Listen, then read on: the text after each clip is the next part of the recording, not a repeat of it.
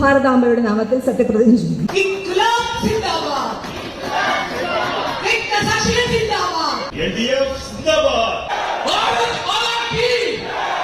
കാവലമ്മയുടെ നാമത്തിൽ സത്യപ്രതിജ്ഞ ചെയ്യുന്നു. ഭഗവത് നാമത്തിൽ സ്വാമിയുടെ നാമത്തിൽ. ഓത്തായിരുന്നോ?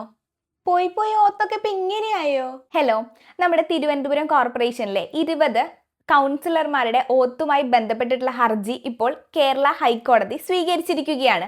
സംഭവം നമ്മുടെ കോർപ്പറേഷൻ നിയമങ്ങൾ പ്രകാരം ഈ പറയുന്ന ഓത്ത് നടത്തുമ്പോൾ ഒന്നെങ്കിൽ ദൃഢപ്രതിജ്ഞയോ അല്ലെങ്കിൽ ദൈവനാമത്തിലോ എന്നുള്ള പദമാണ് കൂടുതൽ യൂസ് ചെയ്യേണ്ടത്. എന്നാലേ ഇവിടെ പലരും രക്തസാക്ഷികളുടെയും അതുപോലെ തന്നെ അതായത് ഓരോരുത്തരും ഓരോ മതങ്ങളിലാണ്, ഓരോ ദൈവങ്ങളാണ് വിശ്വസിക്കുന്നത്.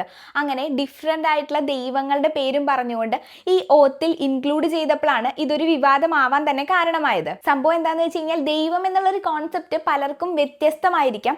എന്നാൽ ഈ ഒരു ഓത്തിൻ്റെ സമയത്ത് നമുക്ക് ഇതുപോലെ ഏതെങ്കിലും ഒരു ജീവിച്ചിരിക്കുന്ന വ്യക്തിയെയോ അല്ലെങ്കിൽ ഒരു സ്പെസിഫിക് ആയിട്ടുള്ള ദൈവത്തിൻ്റെ നാമത്തെയോ ഇൻക്ലൂഡ് ചെയ്യിക്കാൻ പറ്റുമോ എന്നുള്ളത് നമുക്ക് എന്തായാലും ഇതിൻ്റെ ബാക്കിയുള്ള വിധിയിലൂടെ കണ്ടറിയാം. എനിവേ, കൂൾ ഗുരു, ശുക്രിയ.